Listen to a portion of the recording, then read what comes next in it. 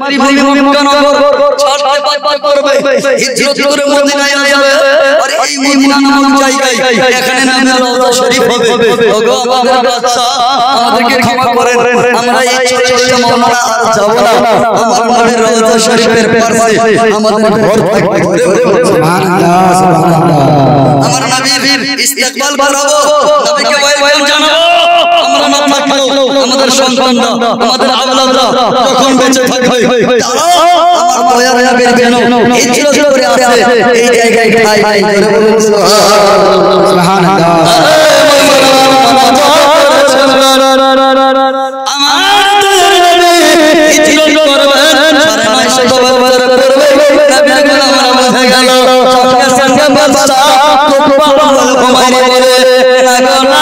তোমাদেরকে জবরদস্তি করতে পারি না, তোমাদেরকে প্রেসার দিতে পারি না। চলো আমায় মানে চলো, তোমরা থাকো। আমার তো ইচ্ছে করে যেখানে শেষ জামানার নবী দয়ার নবী আসবে, আমার তো ইচ্ছে করে থাকতে। তবে বড় মাওলানা, আমার দেশের ভার আমার মাথায় আছে, আমার মাথার দায়িত্ব আমার মাথায় আছে। আমি থাকতে পারবো না। আমি একটা কথা বলি রে, আমি এভাবে যাব না। আমি যাব 40টা ঘর বানিয়ে যাব। সুবহানাল্লাহ। 40টা মাওলানা 40খানা ঘর বানালেন, 39টা ঘর বানালেন একটা এক মঞ্জিলা, আর 40 নম্বর বাড়িটা 2 মঞ্জিলা বানিয়ে ফেলল।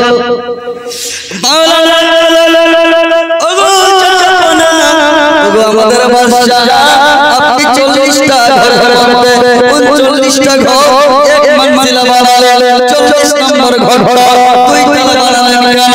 আমার নবীর গোলাম 900 বছর পূর্বে ওই গোলাম তুব্বা আল হুবাইরি ইয়ামান দেশের বাদশা, ইনি বললেন মাওলানা, আমার নবীর যখন শুনেছে তোমরা তাওরিয়াত কিতাবে পড়েছো আমার নবী হিজরত করে আসবে, তবে শোনো আমি 40টা ঘর আমি একতলা বানালাম, এক মঞ্জিলা বানালাম, যার কারণে যেন ওই 40টা মাওলানা থাকতে পারে। এই ঘরটা এই জন্যই দুইতলা বানালাম, একতলা তার জন্য উপরতলা এই জন্য যেন আমার দয়ার নবী হিজরত করে আসবে। আমার এই উপরতলাতে আমার দয়ার নবী যেন বিশ্রাম করে। বুঝতে পারছেন? যাই হোক, শরীরের অবস্থা একটা ভালো না। আপনারা দেখেছেন চেহারা ডিসকালার হয়েছে। যাই হোক, নবী করিম সাল্লাল্লাহু আলাইহি ওয়াসাল্লাম হিজরত করে যখন মদিনায় পৌঁছাবেন, উনি 39টা ঘরে বানালেন, 39টা মুমিনের জন্য। আর 40 নম্বরে যে বড় মাওলানা, এই বড় মাওলানার জন্য কতলা বাড়ি বলেন কোন মঞ্জিলা? 2 মঞ্জিলা না, এই 2 মঞ্জিলা উপর মঞ্জিলা যেন আমরা নবী বিশ্রাম করে আসেন, হিজরত করে এসে ঠাই জানেন, এই জন্য বানিয়েছেন। এখন বলছে এই বাদশা, আপনি তো কাবা ঘর সাজালেন, এখানে 40টা ঘর বানালেন, এখন চলে গিয়ে বলে না যাব অবশ্যই, তবে আর একটা কাজ করব। বলে কি কাজ করবেন? বলে একটা চিঠি লিখছি, কলম দাও, খাতা দাও, চিঠি লিখে বড় মাওলানার হাতে দিল, আর হাতে দিয়ে বলে মাওলানা এই চিঠিটা আমার নবী যদি তোমার আমলে হিজরত করে আসে, আমার নবীর হাতে যেন পৌঁছে যায়। সুবহানাল্লাহ। আমার দয়ার নবীর হিজরত হয়, আমার নবীর হাতে এই চিঠিটা দিয়ে দিও। আর তোমার আমলে যদি না হয়, তোমার ছেলেকে ওসিয়ত করে দিও, নসিহত করে দিও, ওসিয়ত করে দিও, তোমার ছেলের আমলে আমার দয়ার নবী যদি মক্কা ছেড়ে মদিনায় হিজরত করে আসে, তার হাতে যেন এই চিঠিটা পৌঁছে যায়। তোমার ছেলেকে বলে দিবা, তার আমলে যদি না হয়, সেই ছেলেকে ওসিয়ত করে দেয়। এই রকম নসল বানসল যার আমলে আসবে, তোমাদের নসলে এই চিঠিটা যেন থেকে যায়। আমার নবী আসলে এই চিঠিটা যেন আমার দয়ার নবীর হাতে দিয়ে দাও। সুবহানাল্লাহ, সুবহানাল্লাহ। জাহাপনা কেমন করে ভাববো আমার দয়ার নবীকে, কেমন করে ভাববো শেষ জামানার নবী হবে।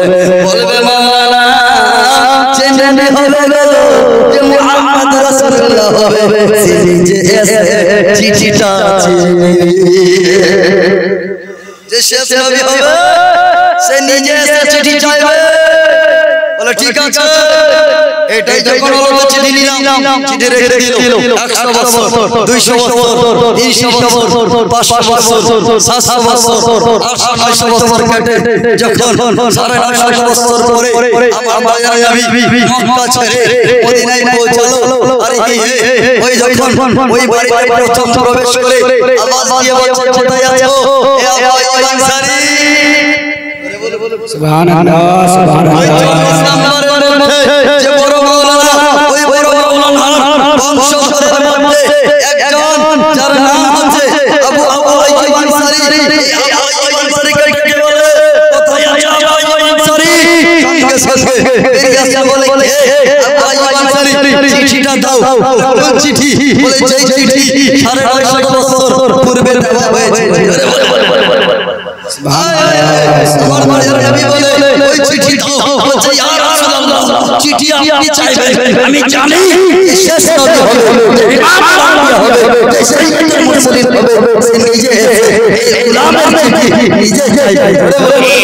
সুবহানাল্লাহ সুবহানাল্লাহ। চিঠি পড়ে আগে কলমা পড়া, ইয়া নবী আল্লাহ কালেমা পাঠ করো, নবী কালেমা পাঠ করো, চিঠি দিয়ে গেলেন মুসলমান।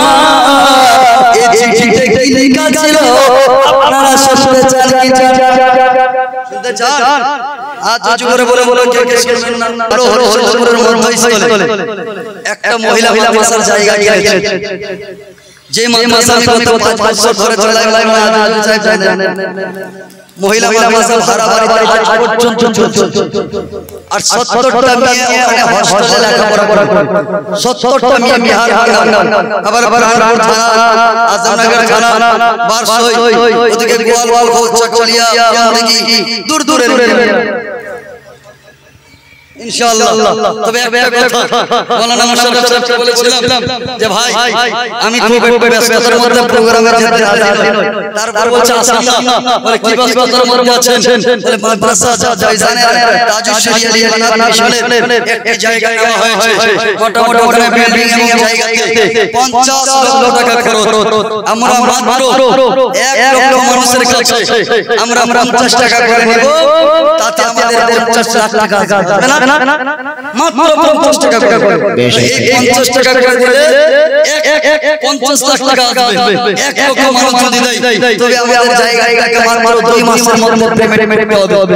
এই 2 মাসের মধ্যে তার মধ্যে 15 দিন কেটে গেছে, 1 মাস 15 দিন আছে। এত টাকা দেওয়া সম্ভব নয় সবার বাড়িতে, সবার দ্বারে দ্বারে যাওয়া সম্ভব নয়। যার কারণে আমরা আমার আইডিতে মাওলানা আরো শাহিন আইডিতে আমি ফেসবুক পেজে ইউটিউব চ্যানেলে এমএ শাহিন নেটওয়ার্কে আমি ছেড়েছি ভিডিও বানিয়ে, যেন আপনারা গুগল পে, ফোন পে আপনারা যেন 50 টাকা করে অন্তত যদি দেন, এই মাদ্রাসা ফাইজানে তাজুশ শরিয়া 2024 এর মধ্যে বিরাট একটা মহিলাদের জন্য প্রতিষ্ঠান হয়ে দাঁড়াবে। এখানে ফোন নাম্বার হবে 8665235523। যদি দান করেন তবে আপনাদের মধ্যে এত লোকের কাছে যাওয়া সম্ভব নয়। যদি কেউ 500 টাকা দেন তাহলে 9টা মানুষের কাছে যাওয়া থেকে বেঁচে যাব ইনশাআল্লাহ। আপনাদের মধ্যে কেউ যদি থাকেন অবশ্যই এই মহিলা মাদ্রাসার জন্য যত টাকা হবে মাওলানা দাউদ আবু দাউদ সাহেব ওনাকে দাউদের হাতে অবশ্যই এখানে পেশ করবেন এবং শেষের বেলায় টোটালি আমার চেক লিখে তার হাতে দিয়ে আমি চলে যাব ইনশাআল্লাহ। 200 500 1000 যা বলে দিতে পারেন মহিলা মাদ্রাসার জন্য। আমি নিজের জন্য চাইব না, যাও এগুলো ওয়াজ ছেড়ে বেশি বলা সেটাও নিষিদ্ধ। যাও একটা দরুদ শরীফ পড়ি আল্লাহ